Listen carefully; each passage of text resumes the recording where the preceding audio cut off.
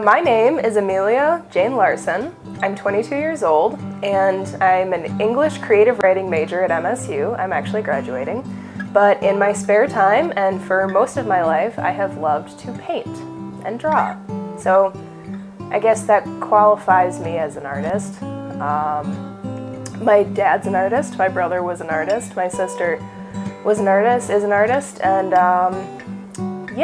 I'm hoping to, after I graduate, have a lot of time to paint, kind of build up a repertoire of paintings that hopefully I'll be able to sell in my dad's gallery. This is a piece that I'm working on. I got commissioned for recently by a kind of a friend of a friend, acquaintance, and as you can see, it's a bunch of hobos. Make sure this is dry. The problem with oil paint is that it stays wet for a very long time, so you have to be very careful about where you're kind of resting your hand.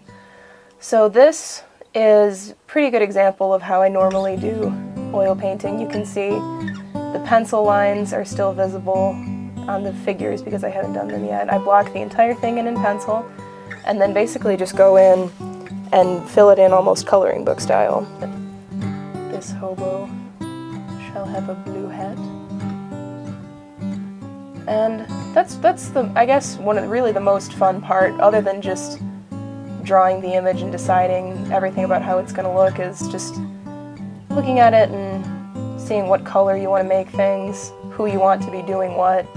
These guys are both lighting cigarettes off of the flaming hood, and this is an actual guy. That's the friend of the person who's commissioned it, and she wanted him to be wearing a crown as king of the hobos, were her exact words. So that's why he's wearing a little crown there. And for him, I used a photograph to draw his face, and I'll use one to go in and color him later too. This piece has proved to be a little bit challenging because of the fire, because anything with fire is difficult because it's a very sort of a complicated lighting that things get into. And you have to pay close attention to where light is falling on everything and what shadows are happening. And I've only painted fire, I think, like once before, and it was in acrylic, so it was a little different. This is, I would say, 95% finger painting. You can kind of see, if you look in close, this is messy, and sort of like you can see where the thumb or the finger strokes were kind of made and how things sort of almost end in fingerprints at certain points. But obviously you can't do everything with your fingers. There's a lot of detail, like on the microphone or in his eyes here, where you need a brush to go in and do mostly like the eyelashes and the tiny little highlights. But it's really surprising. I've always found that, at least when it comes to acrylic, that finger painting is incredibly easier. My definition of art is that it's an imitation of life, that it's either a visual imitation or an audio imitation, or it's anything that's made by man that is meant to recreate or imitate something that already existed in nature.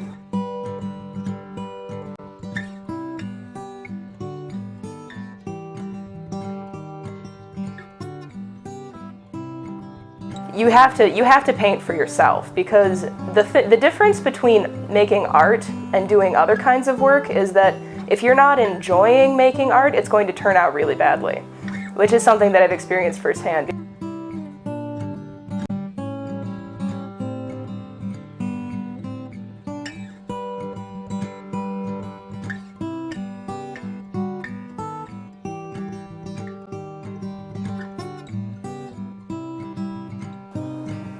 The canvas is full.